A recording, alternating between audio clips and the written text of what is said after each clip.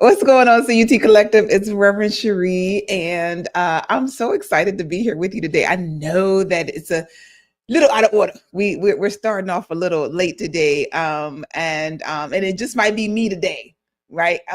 Reverend Wells ran into a conflict, so you've tapped into the rewind, like here, rain or shine, right?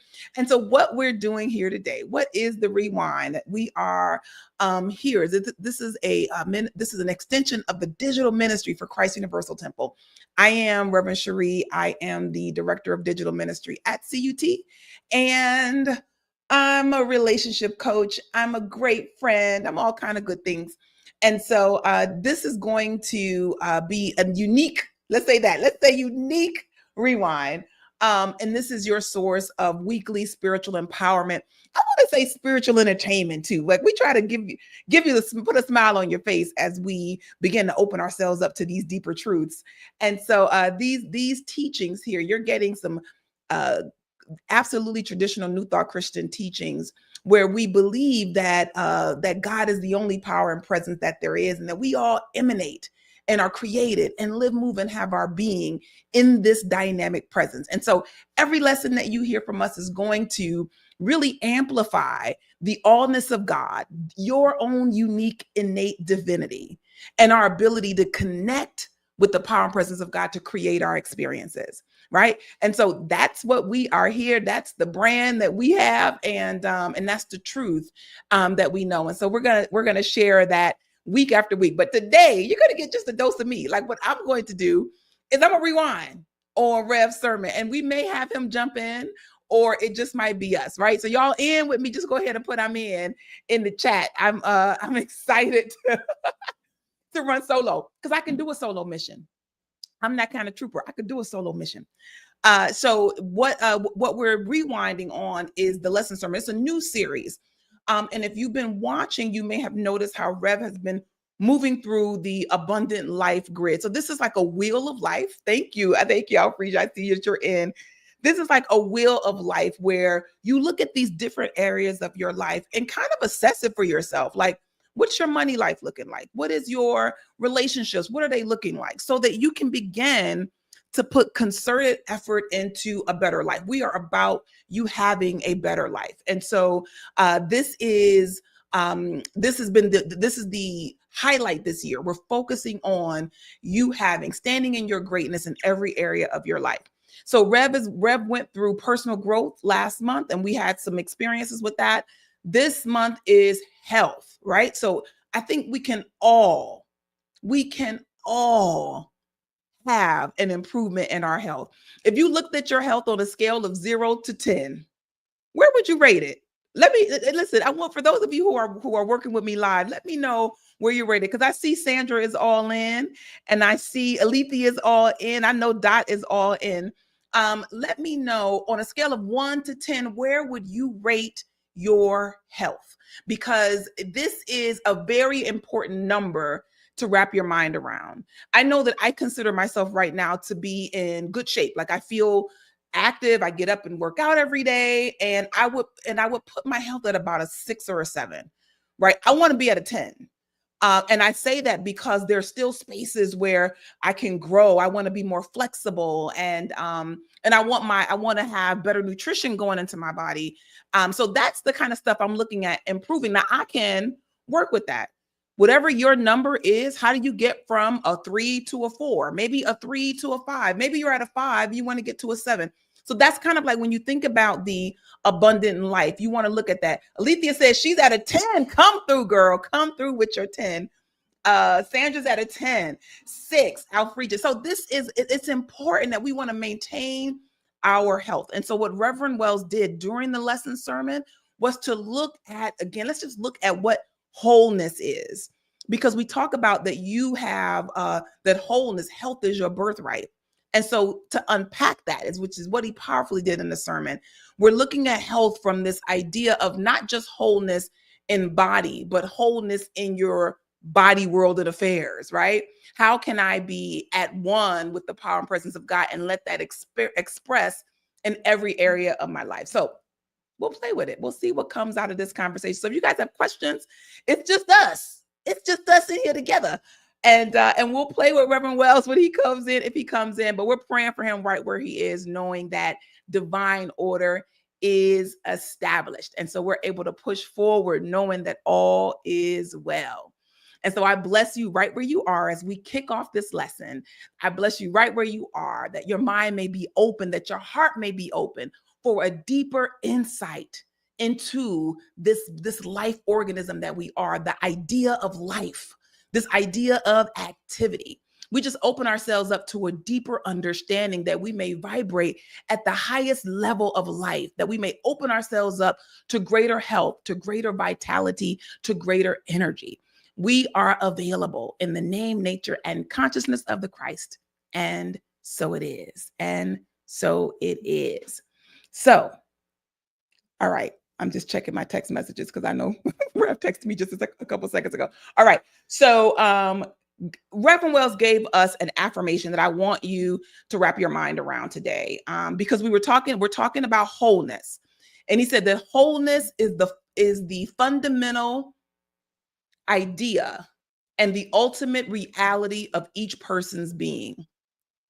Wholeness is the fundamental idea and the ultimate reality of each person's being, meaning that wholeness is something that is baked into your DNA, right? And so one of the things that we must remember, sometimes we're trying to seek and get, but really it's to let and to have, right? That we have wholeness. Wholeness is a part of who we are. And so we are opening ourselves up to wholeness at this high level, this ultimate reality of our being. And he declared that health is our birthright. So I know you may have heard this before, that health is your birthright. Health is your birthright. So when you think about your health, do you feel entitled to health as your birthright? I got the heat on in here like I'm in Chicago still. It is warm. Health is your birthright. If health is my birthright, then how does that shift the way that I show up in my life? How does that shift the way that I consider what I ingest if health is my birthright? Because sometimes health can feel like a goal. It could feel like an idea from youth, right? We can attach health to youth. Maybe we think about health as it relates to our the medical profession and hospitals and doctors and all that. Health is your birthright. And so I started thinking about this. I inherited health. Like there's nothing that I had to do to have health. That it's my divine design to be healthy. And this is true of all of us, no matter what health condition we may be challenged with, right? No matter what block in the flow of health we may be experiencing, it doesn't change the truth that it is our birthright. And so we want to find out, like, so how to unblock my health? Like, I want the flow of health coming into my life. You guys at a 10, tell me how the flow of the life idea is flowing, the health idea is flowing in your life. If you're saying that I am that in a sense of my fulfillment and my satisfaction with my health, I'm at a 10, right? And so I want to say, what is that experience like? If you're working with raising your level of health, it's essentially where I'm saying that health is your birthright. You have all the health that there is. And so somewhere in your consciousness, there's a block to the flow of health. And I know I can tell you where my block is, right? So my block is in my habits, right? I can see some of my habits that don't support the idea of health that I know that I am. And so I get to change my habits. I don't know if you know that you can change your habits. Sometimes that gets to be like, when you've been on the planet for a minute. I remember my mother saying to me that, I'm too old to change. And I don't know if your mama said it, your grandmama said it, your granddad, your dad, if somebody in your experience has said it, it might be floating around in your subconscious mind as this idea that the more years I'm on the planet, the less likely I am to change. And so when your body goes through transitions and changes, you begin to think that that's what I'm stuck with, right? I'm stuck with that because I'm getting too old to change. And so I want to challenge you to work with this, to open your mind up to this idea that there is a model for healing that we're gonna work with this story from scripture. And Reverend Wells broke it down so masterfully. One of the healing stories for Jesus, I guess we call this one of the resurrection stories. And I'm going to play this clip, and then we'll dive into it. But I want you to open yourself up to a higher level of health. Like, just begin to contemplate the idea of feeling better in the body that you inhabit. That's what health is to me. Feeling good in my body, feeling wonderful in my body, feeling strong in my body, feeling strong in my mind. We can keep working with the health idea. Sandra says being consistent is a daily change of habits. You got to change your habits and be consistent. That is how we can support the health idea. But I'm gonna play this first clip, and we're just gonna go ahead and rewind on this thing. Quiet the commotion by tuning in to just what the voice of wholeness or the Holy Spirit has to say to you. How is the presence and power of God directing you, Jesus, in this moment? If it's telling you to put it out, all of the negativity, all of the doubt, all of the fear, then you got to quiet that commotion and you got to get it out of your vibration. Once you cleanse your space, you can go to the experience and then say, get up. No touch, no prayer, no incantation, just get up, because the work has already been done. He saw that she was only asleep. So you think your money is dead, but your money ain't dead. I'm going to stop this clip right here. Because it's playing my last clip first. So I want to talk about it. I told you this is a resurrection story that we're working with. And so I'm going to come back to this clip. Actually, I want to set this one up properly, because what we're doing here is resurrecting our idea of health, right? Alethea said that exercising regularly, eating healthy food, that's her routine. Health is my birthright. And so, saying health is your birthright is really, really fun to say and great to say when you're feeling good in your body. But if you're not feeling good in your body, that doesn't mean that health is not your birthright. Nothing changed, right? And so what I need to do is lift myself. Reverend Wells gave these 3 really powerful words that I want to share when we're talking about standing in your greatness. But let's talk about standing in the health idea, standing in my health, standing as a beacon of health. And he said that we must reclaim your spiritual power and identity. So we're claiming the idea that I am healthy, that my body is healthy, that I am healthy. I am the life of God in expression, right? And so we want to recalibrate. So we reclaim that identity. We want to recalibrate our mindset to see new possibilities and outcomes. So no matter how, what I'm dealing with right now, whatever condition I may be working with, whatever diagnosis I may be working with right now, that I am recalibrating my mind. So he said, reclaim your spiritual identity, recalibrate your mindset, and then recharge your level of commitment. So this is where, when Alethea said that these habits of hers, the exercising regularly and eating healthy, that is a recharging a level of commitment, doing it every day. Right. So we're March 5th, March 6th. And some of us set intentions for the new year, and maybe greater health was one of those intentions.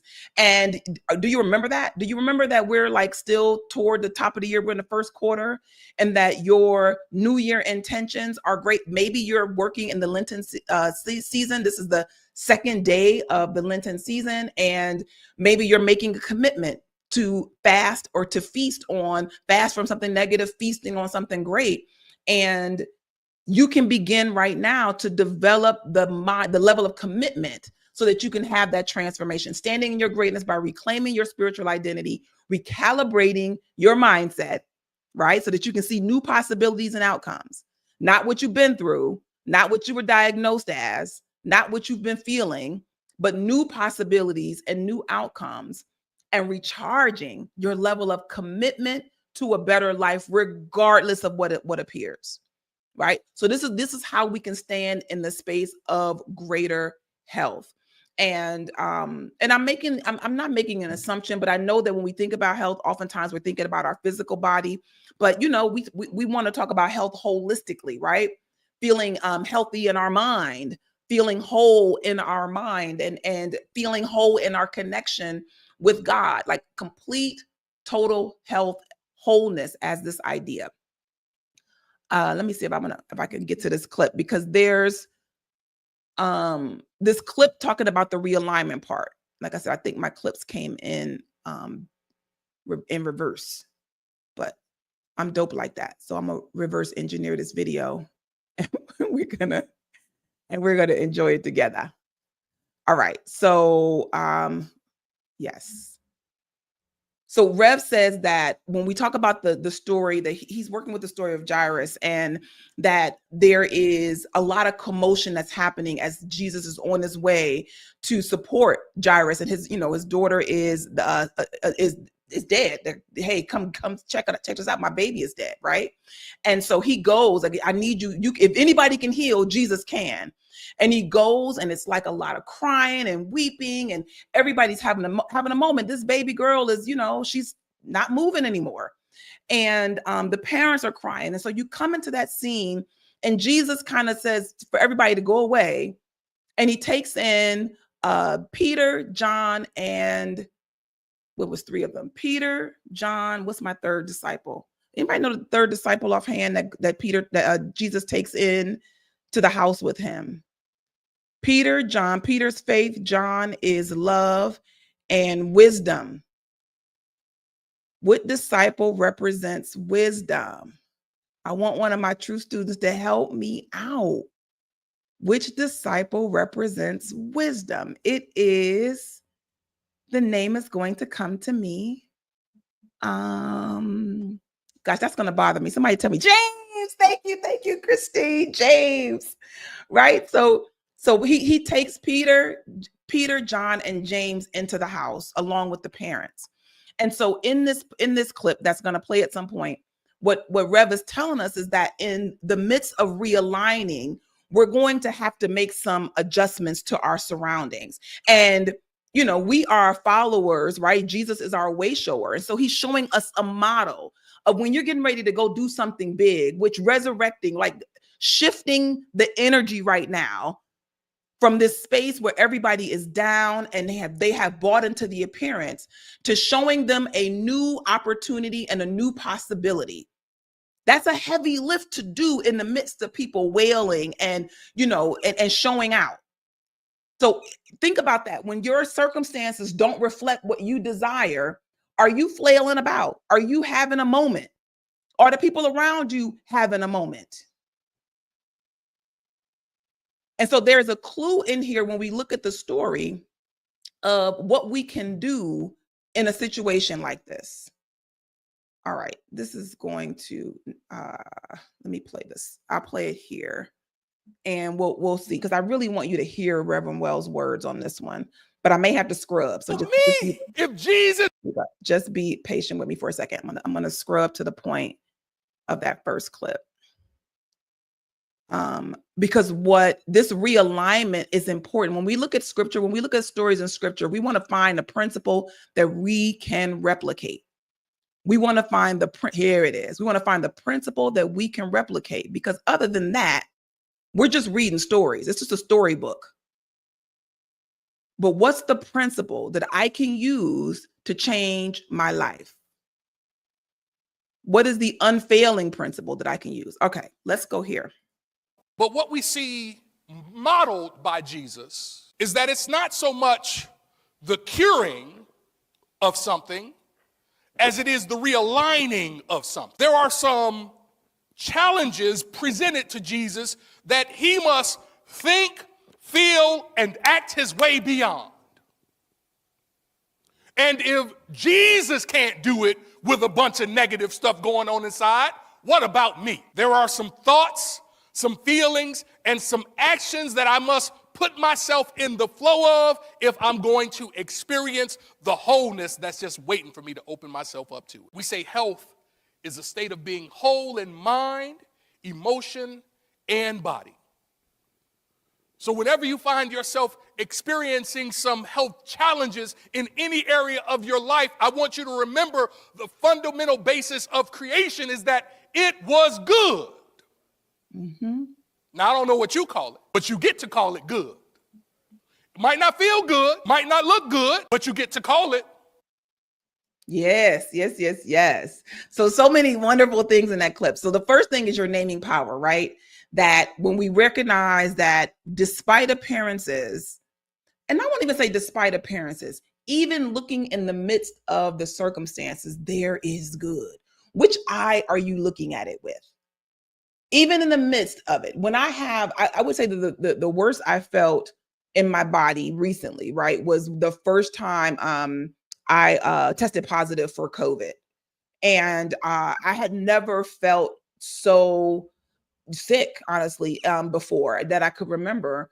And in the midst of all of that, as I began to work on, my health and well-being, and so, it was still a little bit of a scary time then, because there were so many different, you could test at that point, but there was, at what point do you go to the doctor? Should you go? Like, what do you do?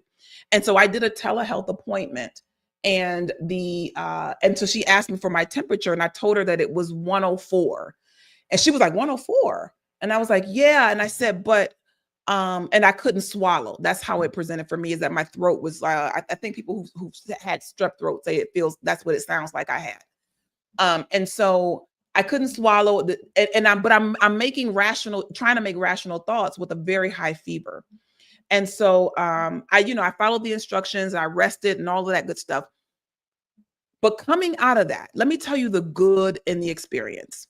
The good in the experience is that I have a high level of compassion for people who don't feel well. And the decisions that we ask people to make when they're not feeling well, I thought, man, what an opportunity for greater compassion. So when someone tells me that they're not feeling well, I'm also thinking that maybe the way that they're rationalizing things is a little bit overstimulated. So they're not maybe making the most sound decisions.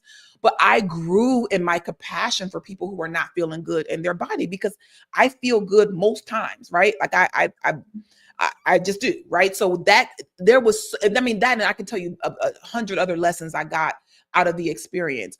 And even in the midst of the experience, to look at how love showed up in my life during that time, to look at how in the midst of really feeling not well, and maybe a little fear that was creeping in, that I leaned in to the health idea. And so I know that when the going gets tough for me, I have some more practice at letting the truth abide in me. So good is everywhere. I'm saying that all to say that you get to call it what it is. And so in the middle of not feeling the worst I'd ever felt, there was so much good. And so I could focus on that I couldn't swallow, or I can focus on the good. We get to choose that. And that's what Rev is saying there, that health is a state of a state of being whole in mind, right? So we will let not feeling whole in our body take over what feeling whole in our mind is. So we get an opportunity to make that adjustment, because he talks about realigning. So if Jesus had to realign, so do you. All right. And I didn't feel guilty. I don't blame myself for those moments when I felt fear, for those moments when I wasn't holding on to that truth idea of my wholeness. I don't blame myself for that. I had to realign. Sometimes blame can be this habit that we have, right? We start blaming ourselves, and we don't, and we allow that to be the reason we don't make any realignments, any adjustments. So he said that we have to think and feel that if Jesus had challenges presented to him, that we too will have challenges, and we have to realign our thinking and feeling. And so they did that. He did that by putting the people out, right? He did that by saying, I'm taking in faith, wisdom, and strength into this space. Faith, love, and wisdom. I love strength too. Faith, love, and wisdom. I'm taking that into the room. That was his way of working with that. So in the midst of your healing experience, if you're in the space of a healing experience, know that you are working on wholeness in mind, right? I'm opening myself up for wholeness in mind, emotion, and body. And so if there's one space that's not quite there, meaning that you feel like mentally I'm sound, I'm feeling whole, my emotions are sound, my body isn't feeling, I don't feel good in my body, then you want to say, okay, I got to realign. I need to make some adjustments because health is my birthright. So when you work, I want you to work with the truth idea in the midst of the situation. If health is my birthright, then I should feel well and I should feel whole and I should know this no matter what symptoms I'm experiencing. So let me make that adjustment. And I'll tell you that once you begin to make that mental adjustment and your conditions change, right? The next time something comes your way, you're going to have so much more strength in the midst of that because you know that it works. That's why Reverend Johnny Coleman said it works if you work it, that you have to work it. And each time you work it, you get more and more practice at it. And it begins to feel easier.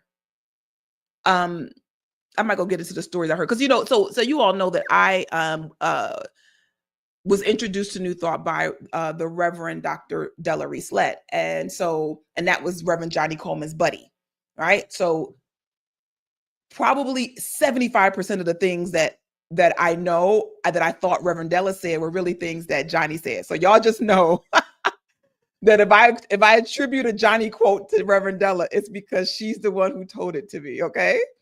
But you know how we do with our teachers, right? When their words get in us, we can't tell the difference. I'm sure that there's somebody who's listening now to say Reverend Della said that, and I don't know anymore. I've been learning and studying under her for so long. All right, so I'm going to play this second clip, assuming I can find the beginning of it. Yeah, Cheryl said, I'm opening my mind to wholeness. Open your mind to wholeness. All right, so let's try this again. Y'all be patient while I scrub and find my second clip because divine order is established. It's just going in the opposite direction. The clip's loaded in the opposite direction. Okay, here we go.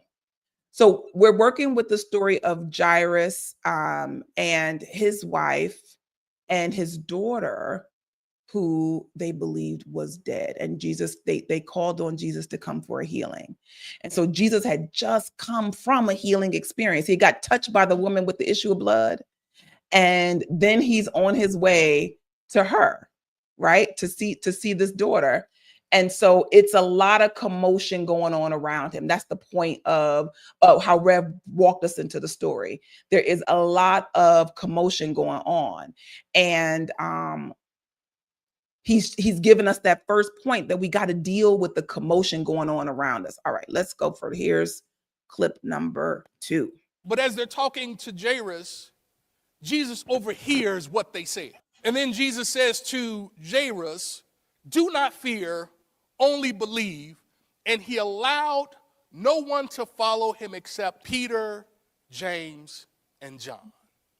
See, sometimes when we're working on experiencing the wholeness of God, we overhear lots of things that are inconsistent with what we really want to experience. And I do find it really interesting that Jesus, even as he is on the back end of having his experience with the woman with issues and is on his way to support Jairus in his family, his ears are still open to overhear the negative conversation. And again, if Jesus can hear it, what about me? If Jesus has to address it, what about me?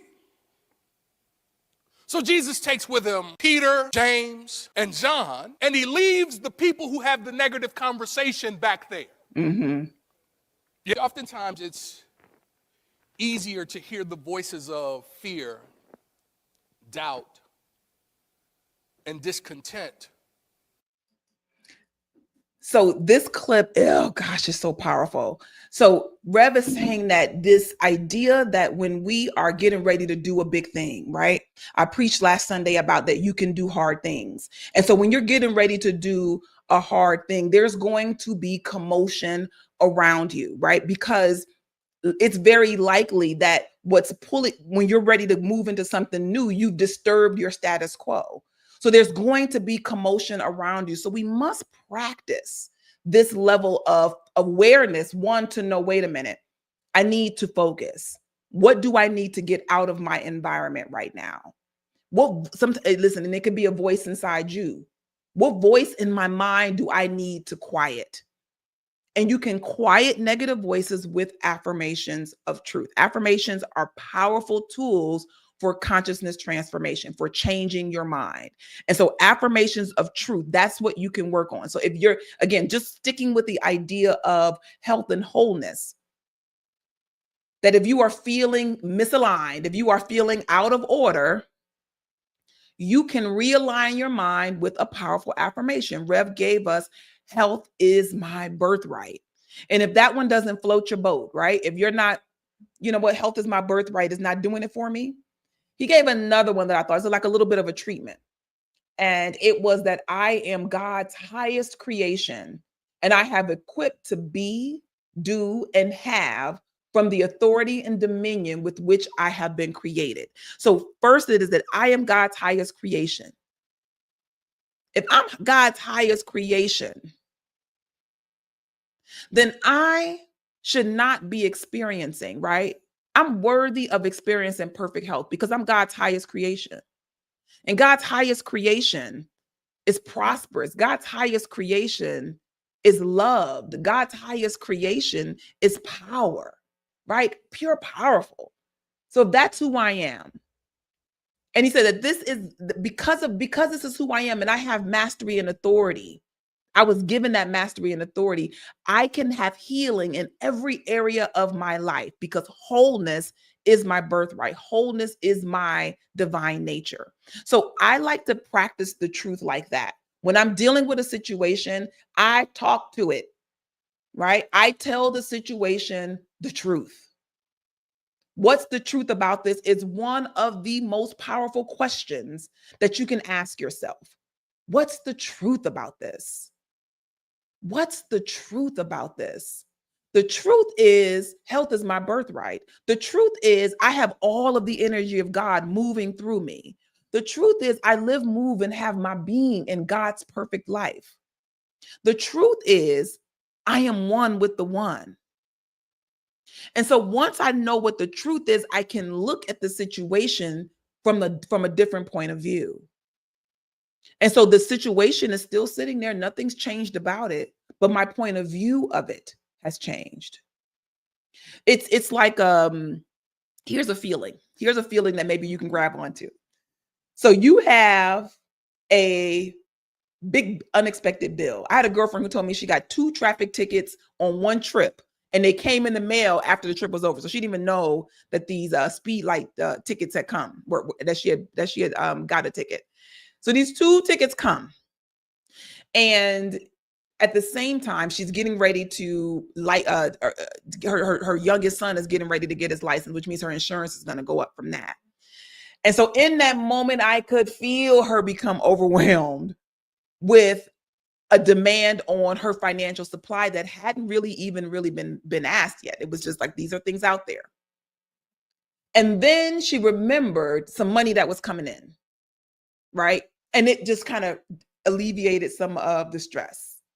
That feeling of you got a demand, but you know the supply is right there, right? So that feeling is one of the feelings you might have when you have been telling yourself the truth in the midst of a circumstance, right? So I may not feel good in my body, but I'm telling myself health is my birthright, that I live, move, and have my being in God's perfect life, that my life that health radiates in my being. I am whole, perfect, and complete. And so I began to continue to work with this. I continue to work with this idea. And I'm working with this idea in the midst of the situation, in the midst of the circumstance. So things haven't changed, but now I'm feeling whole in my emotional state now. I'm not feeling that same level of frenzy. So wholeness is beginning to permeate every aspect of my being, and it will manifest in my body. So I'm just walking you through how to work the truth, right?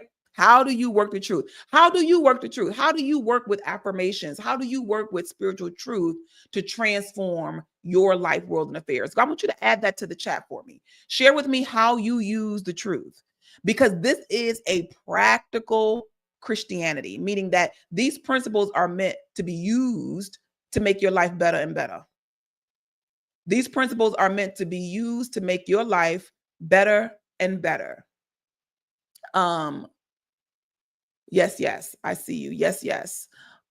So this I got two more clips. I'm gonna play them out. Rev just let me know that he's probably not gonna make it.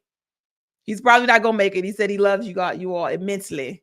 And we may go live again together. So we'll see, or maybe we'll wait till next week. So know that the rewind is, we're showing up because one of the commitments we made this year was to stand in our greatness. And so I told you that we would go live at a certain time. And I said, you know what? If I'm standing in my greatness, what choice would I make? Because I almost rescheduled it. Nope. No. We got to be a model for excellence. Stand in your greatest. What adjustments do I need to make in order to show up and share this truth? So I'm walking my talk, y'all. I'm walking my talk today. All right. So the third clip I'm going to show you, because God is good to me, I'm going to get to it quickly. So I'm going to share this one too. And I'm going to have to do a little bit of a scrub. Let's do a little scrub. We'll get there quickly. So two more clips. I just want to talk through these. If you didn't get an opportunity, this is the lesson sermon from March the 2nd, 2025. And you can find that at cutemple.org. And cutemple.org. You can go to YouTube and just search for CU Temple, and you will find the entire lesson.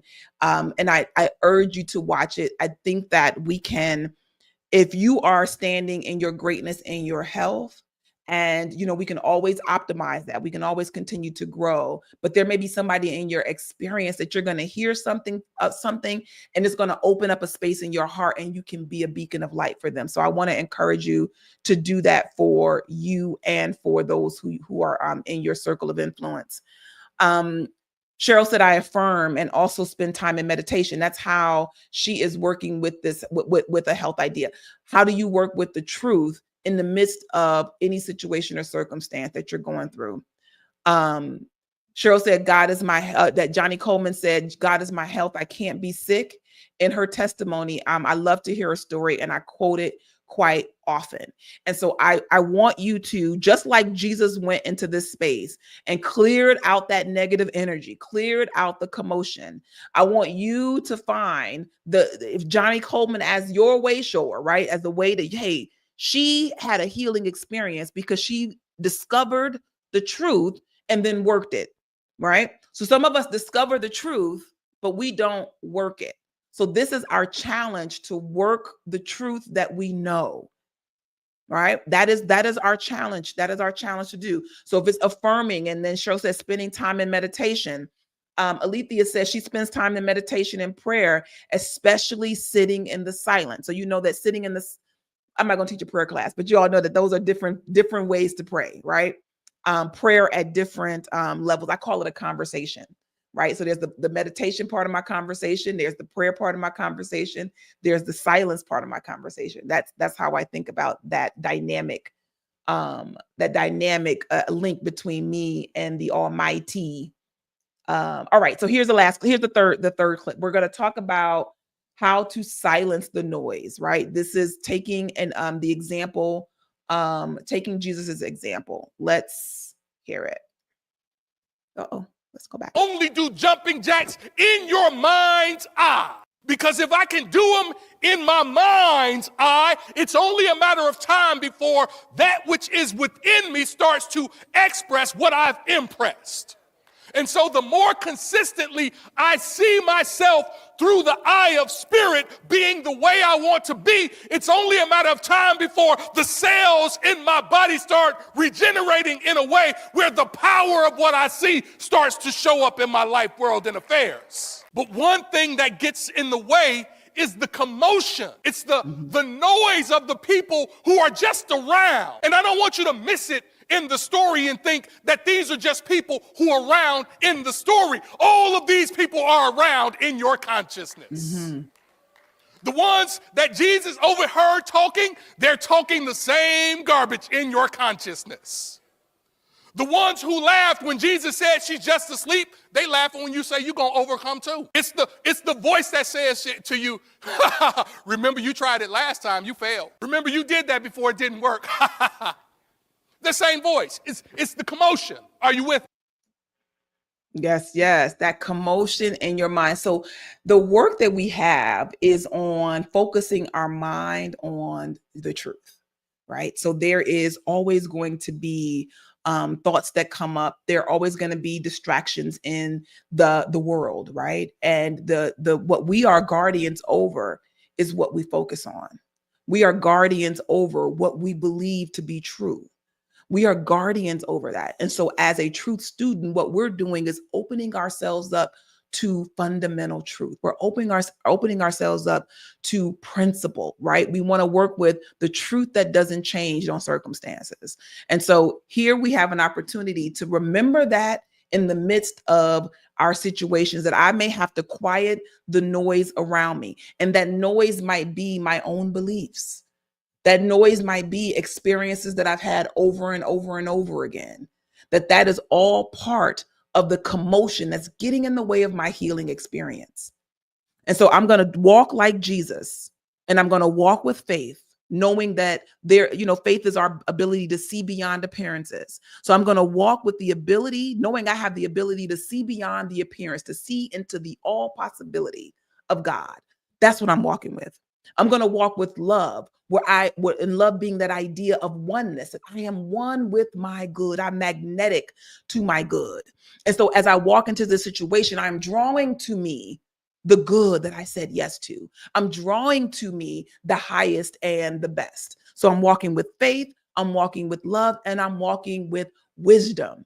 So the lovely thing about wisdom is that it is orderly knowledge. I need to know what I need to know right now. And so I'm moving in there so that I'm aware of the things I need to be aware of right now, that there is order to it. And when I'm going to tell you, when there's order, there's no anxiety. When there's order, there's no worry. When there's order, there's no fear. There's an assuredness that you can walk with. So imagine Jesus giving us this example, and you can replicate that in any situation you're dealing with. That you can say, let me shut out the commotion so that I can walk with faith, love, and wisdom. Let me be guided by the Christ within me. And that may require me saying no to some outside voices. That may require me saying no to some inside voices. He said it's all the commotion, the same commotion, whether we're talking about outside, whether we're talking about inside. These spiritual practices that you all are sharing in the chat are really it's the practice ground for being focused. So I'm going to play this last clip, but before I do that, I don't know if any of you noticed that there's a lot going on in the government. Anybody notice that? There's always a lot going on in the government, but there's just some really odd things happening and concerning things happening. And you can literally give your mind and heart over to the comings and goings of what's going on in the White House very, very easily right now. And what I want to challenge you to do is to work with this principle, that this practice that Jesus is giving us about how to shut out the commotion. Because sometimes we allow the commotion to distract us from our divine assignment. That there's something that's yours to do. Your health and wellness is a divine assignment. Taking care of your body temple is a divine assignment. And I don't know about you, but sometimes when I get overwhelmed, one of the ways that I have dealt with overwhelm in the past is I snack, right? I start snacking on things because I can control what I put on my mouth. And maybe that's me subconsciously just trying to control something, right? I can't control what they're doing in the White House. Let me control what I put in my mouth. And so I don't control myself by chomping on one of my favorite snacks is sugar snap peas, but that developed, right? Potato chips preceded sugar snap peas. And I recognized that that was one of the ways that I was dealing with overwhelm. Instead of telling the overwhelmed the truth, God is in charge and all is well. God is in charge and all is well. Faith. I can see beyond the chaos of this time right now, and I can see perfect order being established. I can see everything working together for good. I can walk forward with love, that I'm not going to sit and hold I'm not going to sit and hold ill wishes against other people who disagree with me. I'm going to love. I'm going to experience and exude perfect love, because that is what transforms. That's what harmonizes. And so I'm not going to react to what's going on in the government. I'm going to respond from the space of my wholeness. I'm talking about how you're dealing with the government, right? How you're dealing with what's going on in the government. I'm going to walk with wisdom. Is there anything that's mine to do in the restoration of harmony and bringing about a better experience for everybody, for the greater good? What's my greater good? And then I'm going to accomplish what I said yes to. What I got, what wisdom gave me, I'm going to go do. And I know that what I'm doing, the step I'm taking, is restoring order. One of my favorite things to think about when it comes to small bits of effort in the midst of a big calamity. And I don't know why this floats my boat, but when I think about the civil rights movement, and I think about I've been focused a lot on the the Montgomery bus boycott. The Montgomery bus boycott, and that there was a collective that came together, and day by day they said yes to another vision, to the vision they were all holding collectively, and they started to act behind that. But while there were people, and this is the entire civil rights movement, or any movement, any resistance movement, that there are people who are on the front lines, and then that there are people who are making the sandwiches. There are people who are tidying up after the meetings. There are people who are making phone calls to let people know what's going on, right? That orderly knowledge, what is mine to do, might not look like I'm shaking the atmosphere. But your part in that, if they didn't have anything to eat, if there was no place to meet, if people didn't have the information, those things that seem small. So I'm saying this because there are sometimes the step that you're given to take may not feel like it's going to make an impact. But your job is to walk with faith, with love, and with wisdom. Your job is to realign your thinking behind faith, love, and wisdom, and to take that first step that you're given to take, trusting that everything is already done. Trusting that everything is working together for good because you get to call it good. All right, last clip. Yes. God is my source and my supply. God is in control of everything. That's Alethea said. That's what she's been affirming. She's been affirming that. Yes. All right, so I'm going to play this very last clip. And it's the easiest one to get to because it was the first one that played. So you've heard some of this before, but this is as we're getting to about the commotion in your mind and being mindful of yourself enough to know the commotion from the power and presence of God. And that's a whole other lesson. But I'm sorry, looking at these chats come in. It is finished. God is in charge and all is well. And I just want to add in there, God is in charge, all is well. What is mine to do, God? What, because I'm a part of this collective. What is mine to do? How can I be of greater service? What is mine to do? And as we think about our health and wellness, taking care of myself is totally something you can do. You can take better care of yourself starting right now.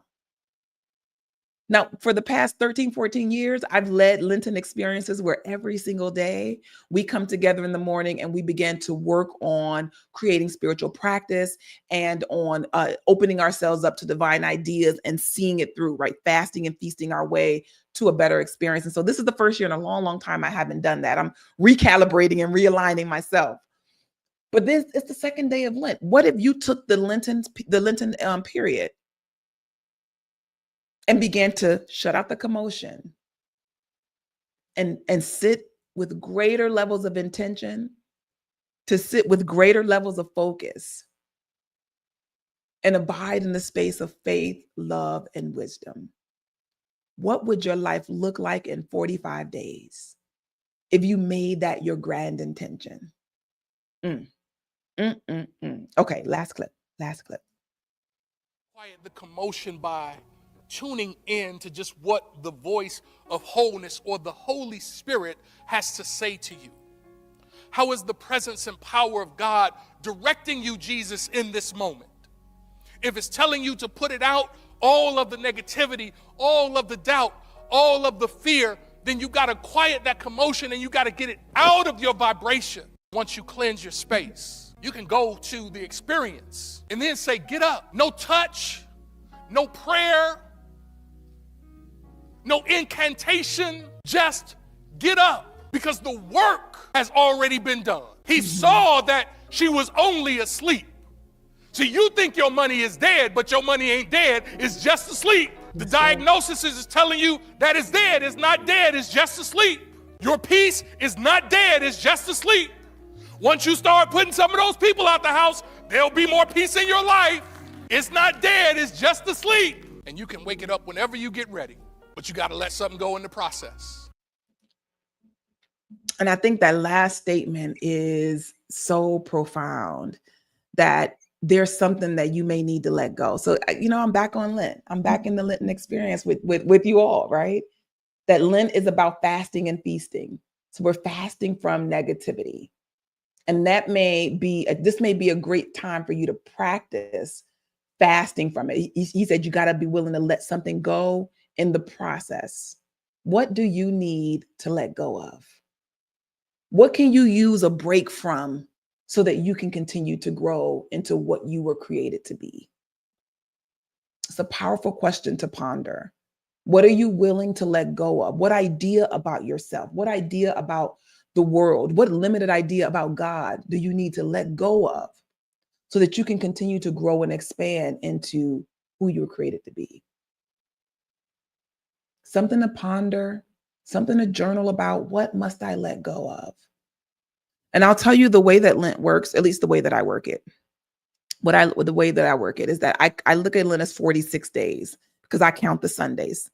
The 40 days is if you don't include Sundays, but I like to count all days. So that gives 6 days to get clear. So yesterday was Ash Wednesday, which kicked off the Lenten experience. And so I give myself 6 days to kind of rev up to Lent, right? To rev up to my commitment. So I encourage you to tap into a Lenten experience. Every day on Facebook, CUT is working with Closer Walk with Jesus, right? So every day, the noonday inspiration is from a closer walk with Jesus. So you can tap into that as a devotional. I know Upchurch is doing a Lenten experience. You can go to upchurch.org and work with that. Or you can just use, I like Lenten texts. I like to work along with the text.